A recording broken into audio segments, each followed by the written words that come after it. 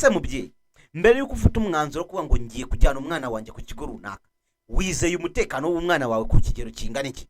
Usanga rero ikigo rwose pe school fees niyo ngiyo 124, ariko ugasanga ibikoresho bari gutuma birajyana bikazamuka still, ugasanga umubyeyi mu gihembwe cya mbere ashobora kuba yanakishyura amafaranga ageze mu bihumbi wenda nka 500.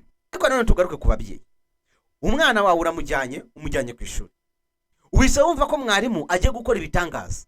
Sometimes rero usanga bene bigo bino bije bigakora mu buryo bwa rwihishwa, ari byo bigenda bigasubira inyuma bikagenda bikambura abarimu. Bigenda gute?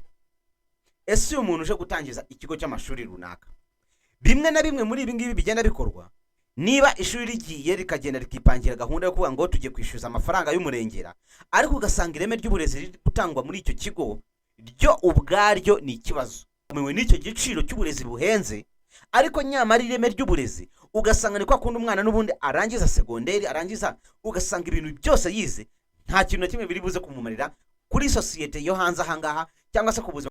Tukabibaza se uburezi cyangwa se education muri rusange yaba ariyo business yoroshye kuba yatangizwa n'umuntu wari we wese?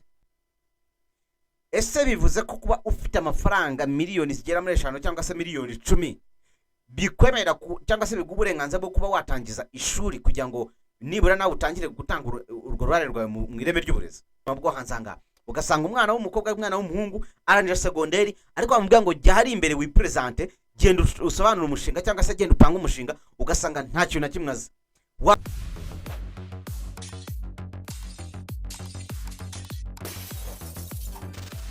Bakunzi ba KGD TV Rwanda, mwahisemo neza kubana natwe. Ni mwarimu utarya indimi nk'ibisanzwe. Hano tukubariza na bya bibazo abantu benshi bagiye batinya kubaza, ariko tugamije gushaka ireme ry'uburezi ndetse no gushakisha icyatuma uburezi bwacu butera imbere. Nk'ibisanzwe rero hano tugana ku burezi ndetse tukareba tugaconcoma cyangwa se tukagenzura ibikorerwa mu burezi kugira ngo turebe niba uburezi bwacu bwazatera imbere. Hari ibibazo byinshi biri mu burezi, hari ibisubizo byinshi biza mu burezi, ariko tukibaza ngo ese niba ari ibisubizo bizaramba cyangwa se niba ari ibibazo byo byakemuka gute. Uyu rero ni Jean muri kwihangana. Niba ukunda ibijyanye n'uburezi rero kora subscribe ndetse uterere igitekerezo cyawe muri comment, hanyuma utubwire n'icyo ushaka ko twazakuganizaho ubutaha, ndetse niba uri n'umwarimu ushaka kugira ikiganiro twaba twagirana mu rwego rwo guha ireme cyangwa se guha uruhare rwacu mu ireme ry'uburezi, nawe waduhamagara. Nimero iri muri bio yo kuri YouTube, ni channel ni KJD TV Rwanda. Uyu munsi rero nje mfite ikibazo kibaza ngo ese kuba igiciro cy'ishuri kiri hejuru, ubwo ndi kuvuga wenda school fees minervare iri hejuru, ese bivuze ko icyo kigo cyishyura amafaranga menshi? Bivuze ko n'ireme ry'uburezi batanga aho ngaho riba ari riri hejuru? Tumaze iminsi tubona ku mbuga nkoranyambaga cyane kuri Twitter y'abanyamakuru bagiye batandukanye babipostinga, cyane nka Oswald Oswakim agenda postinga ibijyanye na babyeyi I mean babyeyi z'ibigo runaka, kugira ngo abantu bagende batanga ibitekerezo. Ugasanga hari aho nabonye bavuga ngo batumye ngo agaseke k'ababyeyi, ugasanga school fees ni 92,000, ariko akiyongera 33,000 ngo by'agaseke k'ababyeyi. Ubwo ho ni hamwe, ariko hano dufite urutonde rw'ibigo nibura 10 mu Rwanda kugira ngo umuntu abisobanukirwe bihenze mu Rwanda. Ikigo cya mbere ni ikigo cyitwa International School of Kigali. Hano bishyura amafaranga ari hagati miliyoni 14,625 ndetse na miliyoni 23,625.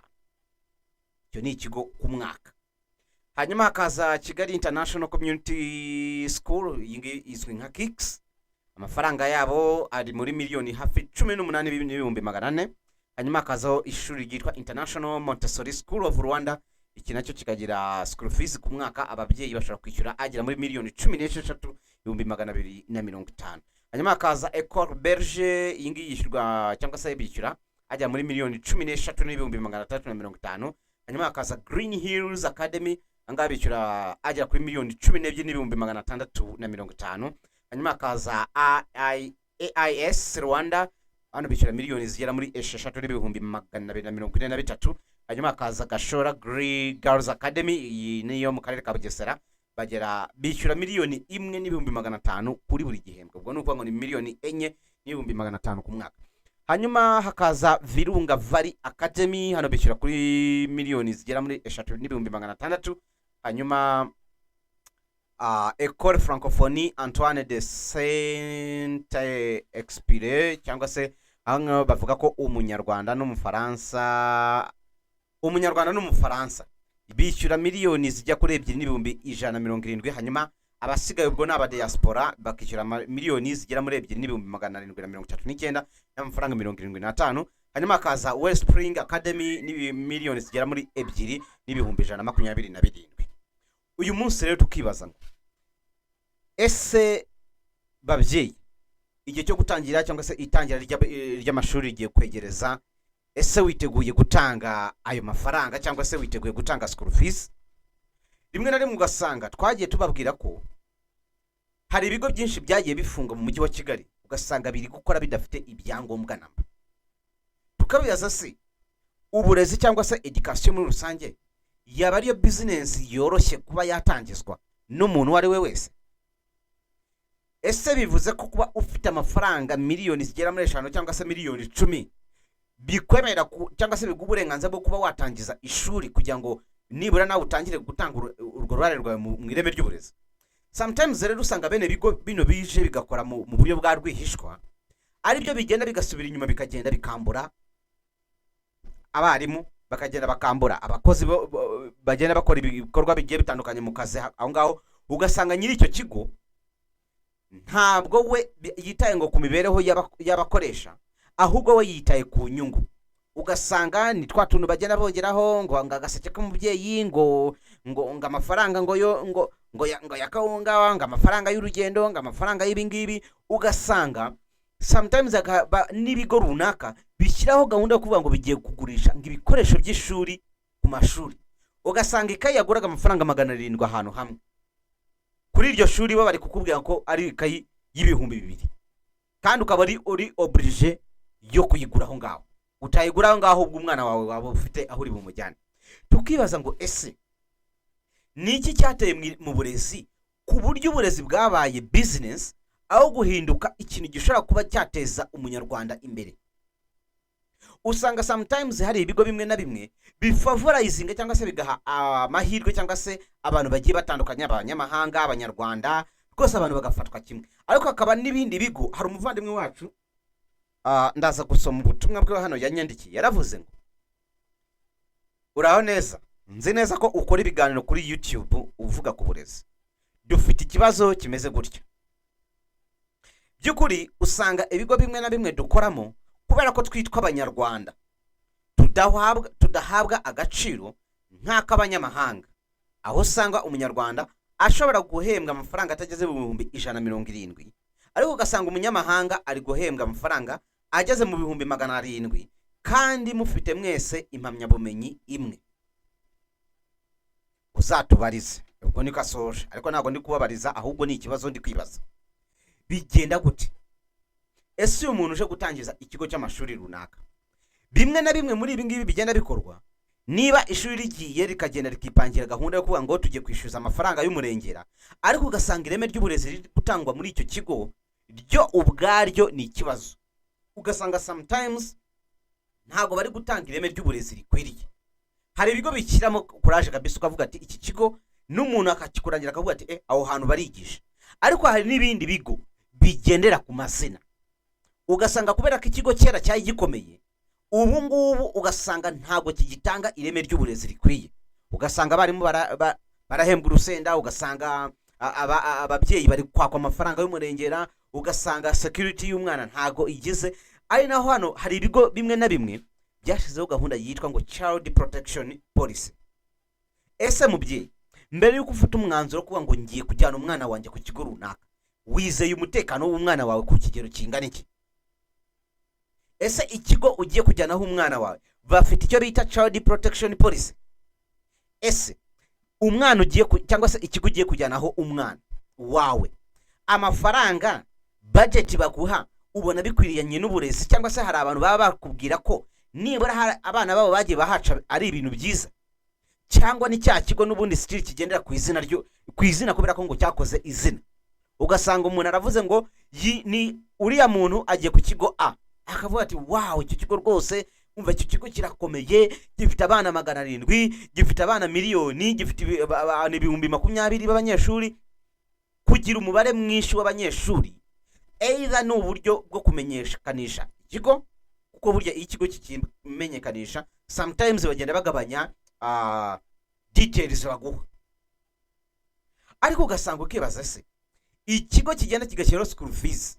Baherutse Minisiteri y'Uburezi iherutse gutangaza ko nibura umwana wa boarding azajya yishyura amafaranga ibihumbi niba nibuka neza bigera mu bihumbi 124 niba ntibeshye.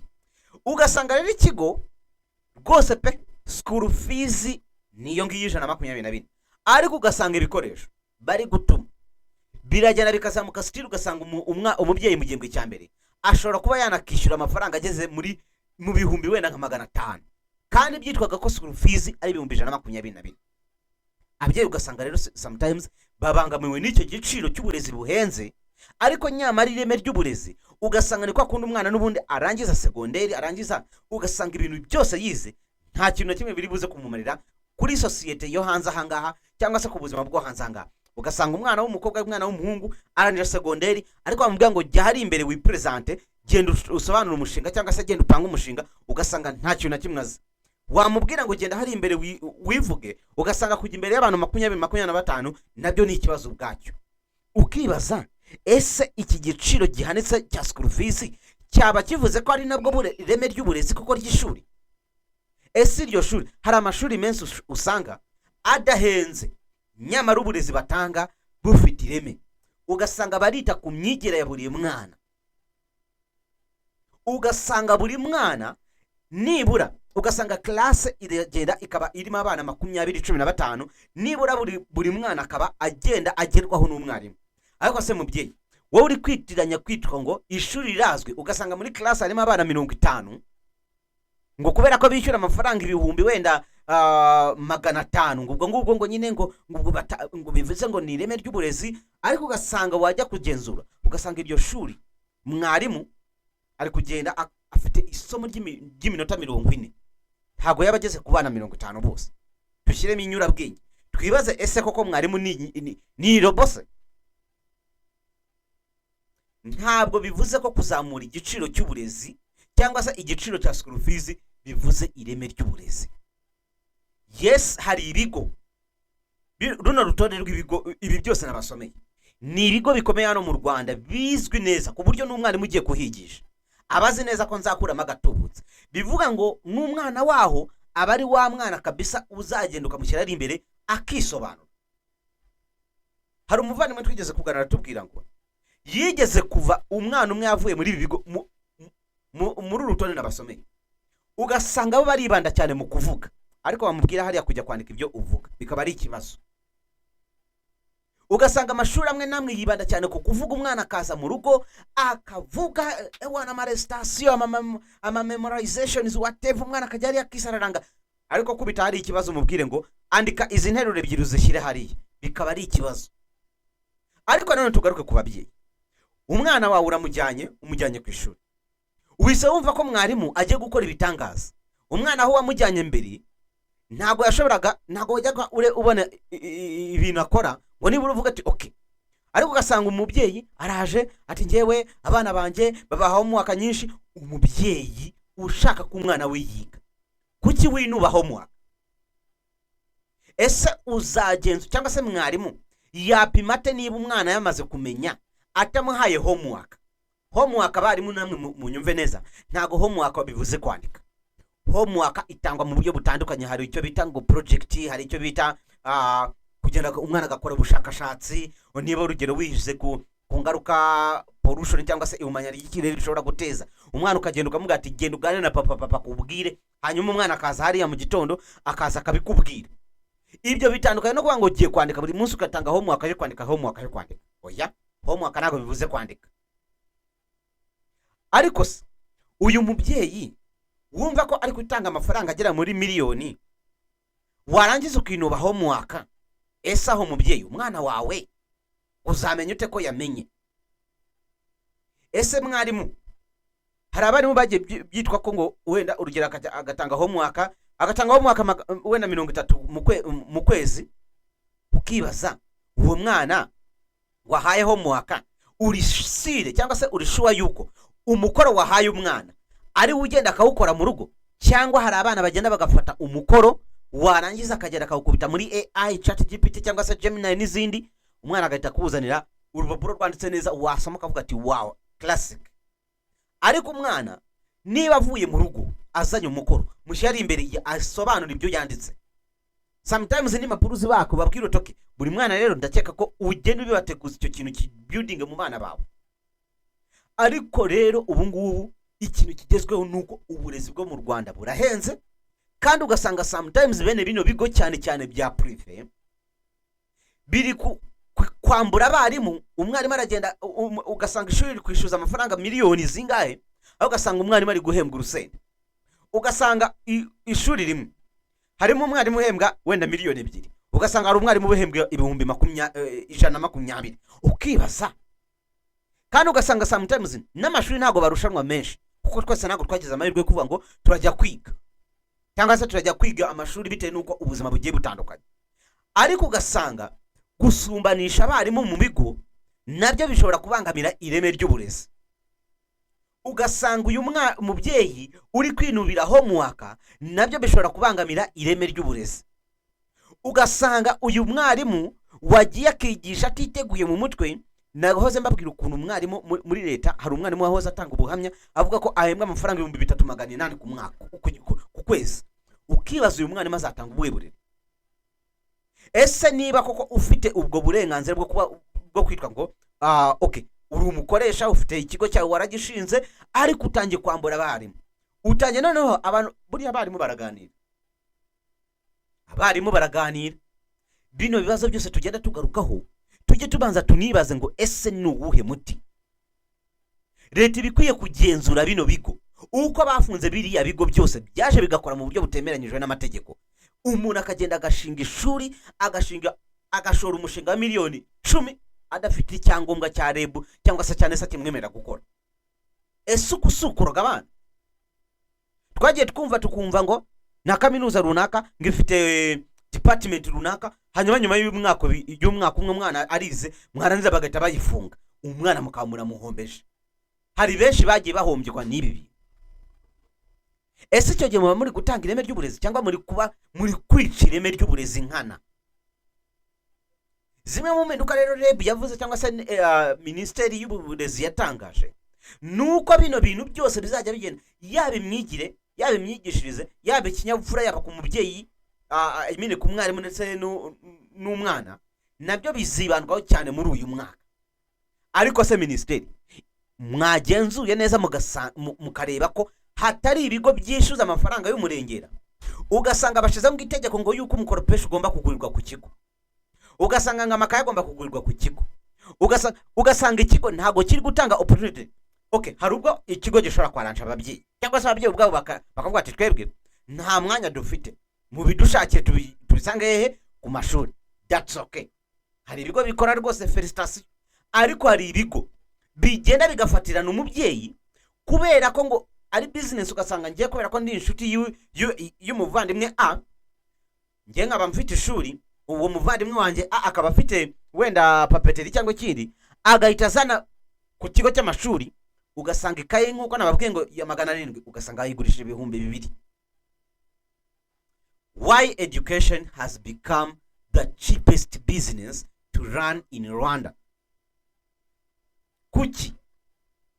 Ese nuko ubu burezi turi gutanga nta kintu bumaze imbere? Ese si kwa kundi umwana arangiza secondaire akanyuza primaire wamubwira ngo andika interuro y'icyongereza I am a girl akaba adashobora kuyikwandikira? Ese ubu burere turi gutanga bwo bufite iyihe ntego? Uburezi budafite intego ni ugutakaza umwanya, ni ugutakaza igihe. kora rero subscribe kuri KGG TV Rwanda. Hano tugenda tugana ku bintu bigiye bitandukanye, twarimo twibaza ngo ese kuba ishuri rishobora kwishyuzwa cyangwa se kwishyuza ababyeyi school fees y'umurengera byaba bivuze ko n'ireme ry'uburezi ariko bigendana. Dusanze rero hahandi usanga hari ibigo yese byishyuza amafaranga menshi, mwarimu agahembwa neza, bivuga ngo n'ireme ry'uburezi aho ngaho riba rimeze neza. Ariko nanone bya bigo byishyuza amafaranga y'umurengera ariko ugasanga mwarimu ari guhembwa amafaranga makeya, ugasanga imirire y'abanyeshuri ku ishuri ntimeze neza, ireme ry'uburezi riri gutikira. Ngewe ndi Jean d'Amour Kwiyangana, umwarimu utarya indimi. Kora subscribe unatanga igitekerezo cyawe kuri iyi ngingo twaganiriyeho. Waba uri umwarimu ushaka kuduha ubuhamya bwawe, twandikire muri comment nawe tukugereho. Ikaze.